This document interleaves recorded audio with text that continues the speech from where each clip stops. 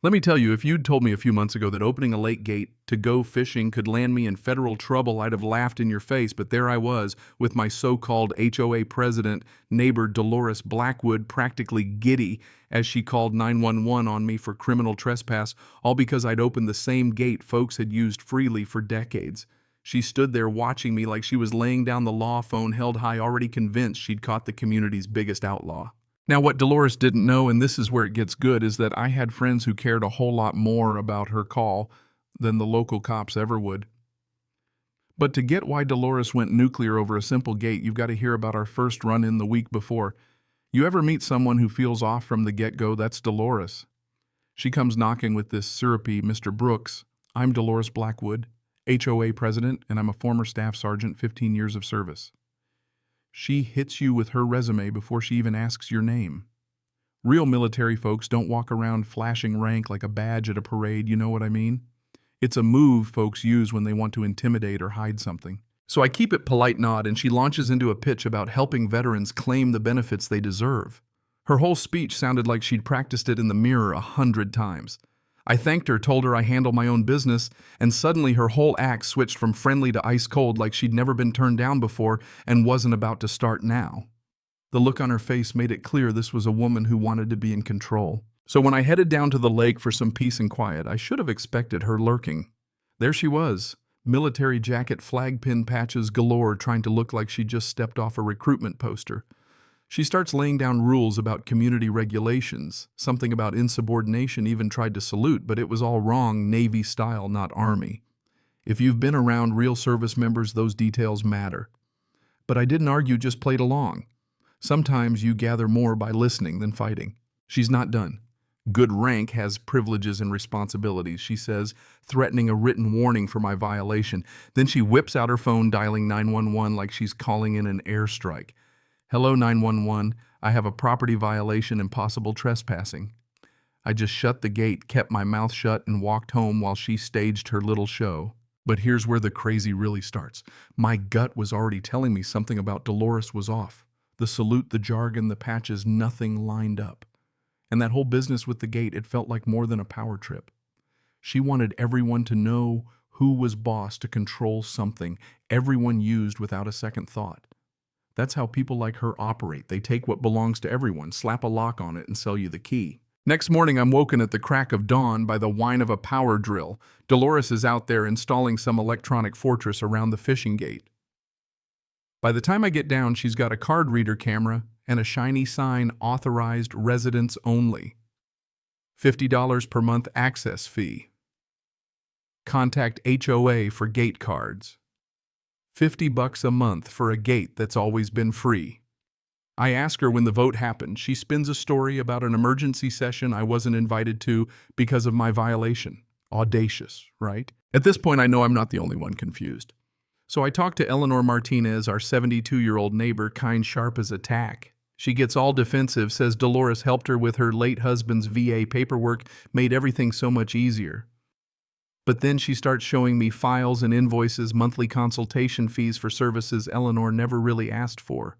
Gate access, parking, security checks, all with a price tag.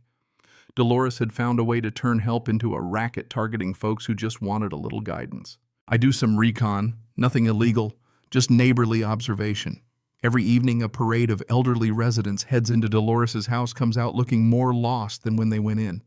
It hits me. Step 1, establish fake authority. Step 2, help with something real. Step 3, start charging for everything. Step 4, make questioning her feel like a threat to the community. The gate was just her latest move in a much bigger game. And then it clicked, this wasn't her first rodeo. She had everything ready, the electronics, the signage, the script.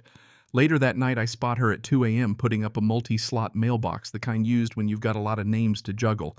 This is bigger than HOA drama.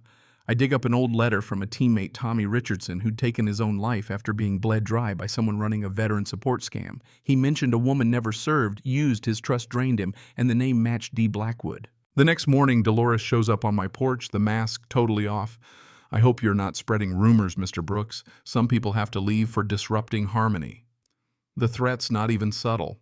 She'd run this operation before, likely in other communities. I call my buddy Marcus with VA fraud investigation, stolen valor plus financial fraud, federal time if proven.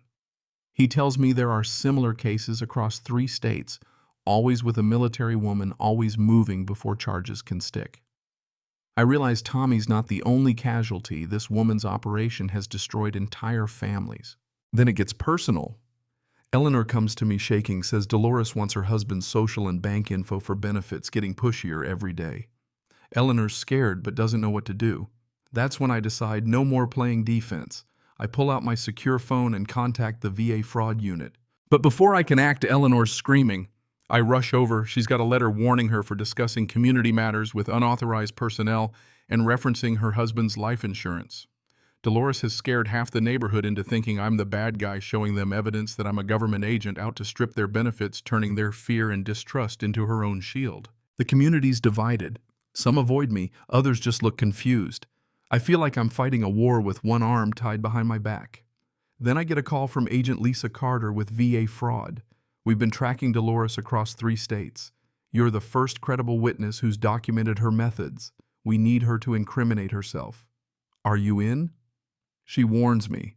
Dolores will escalate threats, property damage, anything to force me out or discredit me. I meet Dolores at the gate the next morning. She's got new camera sensors, the works. I play along, say I want her help with benefits. She brings me into her office, a shrine to fake service phony certificates, staged photos. I hit her with questions using real military lingo she can't fake. Her answers fall apart fast, claims of Army service at Air Force bases, classified work in Iraq before the Gulf War, mixing up basic Army and Marine mottos. Then I ask for her discharge papers. Suddenly she's sweating, claims they're classified. Anyone who's served knows that's nonsense. But instead of crumbling, she dials 911 and reports me as a dangerous, agitated veteran, says I'm having a PTSD episode, might be violent. She's framing me, trying to get me hauled off as unstable, so nobody believes my story. You should have just paid the gate fee and kept your mouth shut, she says. Absolutely certain she's won. But what she doesn't know is Agent Carter's been listening the whole time. The real law shows up, not local cops, but unmarked federal cars. VA fraud, FBI, and military police. Dolores tries to talk her way out, says she's the victim, but Carter lays it out false. Military claims financial fraud, dozens of elderly victims, and every bit of it caught on tape.